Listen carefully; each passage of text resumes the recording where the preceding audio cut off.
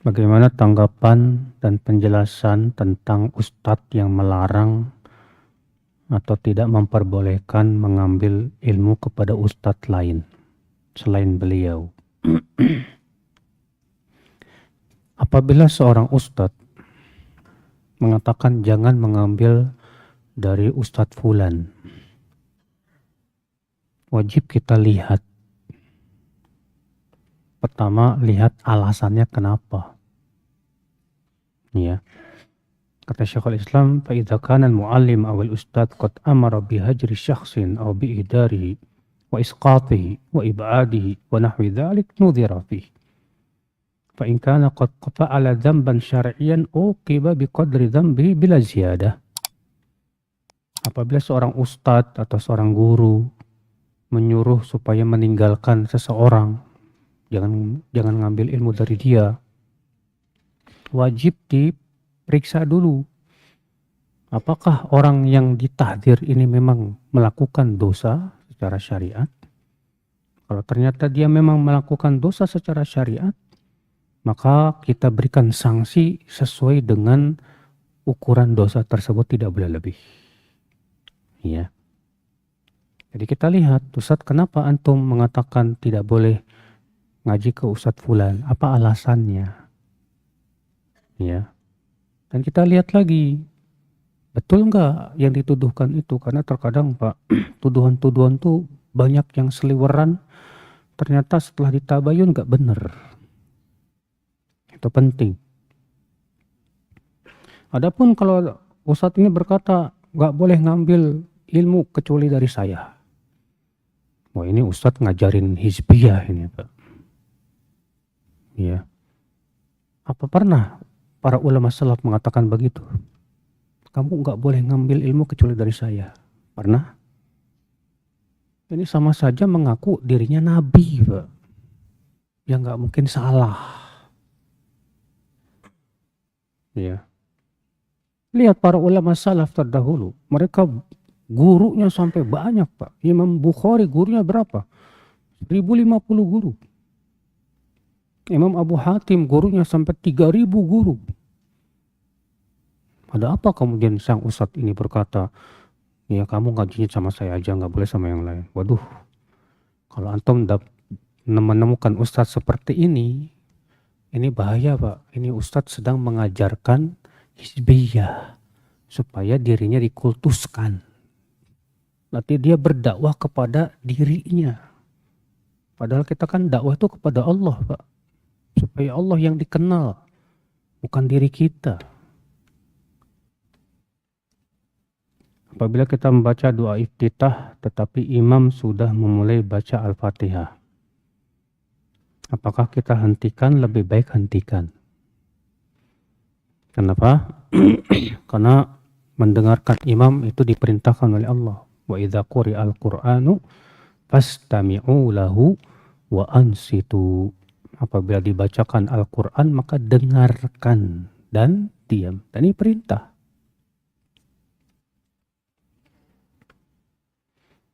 Wajibkah kita mengqadha salat fardu yang pernah terlalaikan? Terlalaikannya kenapa? Apakah karena ditinggalkan secara sengaja atau karena ada udzur? Kalau memang ada udzur syariat, wajib diqadha. Ya, sebagaimana Rasul sabda, "Man nama 'anis shalah aw nasiha falyusalliha idza dzakaraha."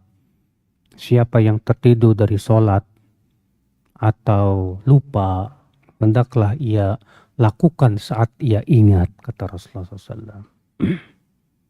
Tapi kalau dia tinggalkan secara sengaja, nah ini khilaf para ulama. Apakah dia wajib qadha apa enggak? Sebagian mengatakan wajib qadha. Ya, alasannya apa? Qiyasul aula. Artinya orang yang punya udzur saja wajib qadha, apalagi yang punya udzur. Sebagian mengatakan tidak perlu dan tidak akan pernah menutup sama sekali. Ya. Mereka mengatakan dia wajib taubat kepada Allah karena dia sudah melakukan dosa besar. Tapi apakah wajib mengqadha? Ya, kata pendapat kedua ini Tidak ada dalil yang memerintahkan untuk mengqadha. Adapun dikiaskan kepada yang punya udzur, itu kias yang berbeda. Dan ini pendapat Syekh Albani rahimahullah. Apakah zakat bisa menggantikan pajak? Ya nggak bisa, Pak. Zakat itu wajib, pajak itu haram. Ya, ya kita bayar pajak terpaksa masalahnya. Karena kalau kita nggak bayar pajak, mobil kita bisa diambil, rumah kita bisa disita, darurat. Hadis tentang pajak kan jelas, Pak.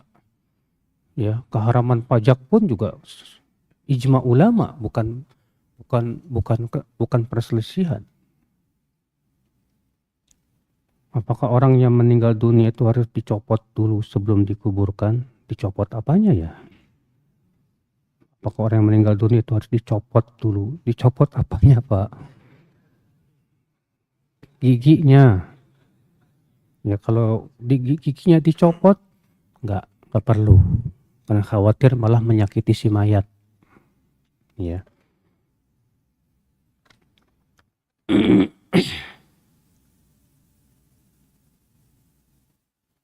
Saat ini Ana sedang bimbang karena dulu pernah niat serius menikahi akhwat, tapi ditolak. Sekarang Ana dapat kabar kalau akhwat itu mau menerima Ana.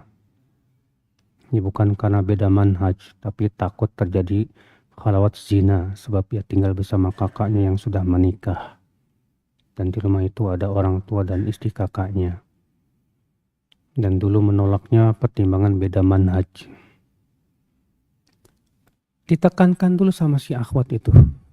Kalau beda manhaj ini, Pak, kalau sampai antum menikah sama dia akan dibawa terus dan akan sering terjadi percekcokan nanti. Apalagi si akhwat ini nikah sama antum karena terpaksa. Ya, alasannya apa? Karena ingin menghindari apa? Khalawat. Dia tinggal bersama kakaknya yang sudah menikah. Jadi dia menerima antum tuh terpaksa sebetulnya. Ya. Dan dikhawatirkan dampaknya nanti setelah menikah. Makanya si akhwat akan tidak suka sama antum dan yang lainnya. Makanya di sini antum harus siap menghadapi. Kalau memang antum senang sama akhwat itu misalnya, ya udah nikahi. Tapi antum harus bisa mendidik dia supaya ya kalau memang ternyata dia manhajnya menyimpang, ya antum berusaha untuk meluruskan manhajnya tersebut.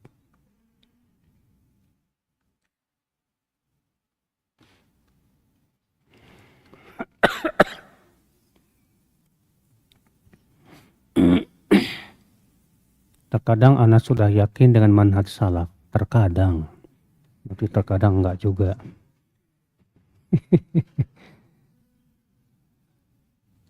Tapi saat bersama-sama teman-teman ana jadi tidak yakin, Ustadz, bagaimana kiat meninggalkan. Antum jangan lihat pelakunya, Mas. Lihat ajarannya.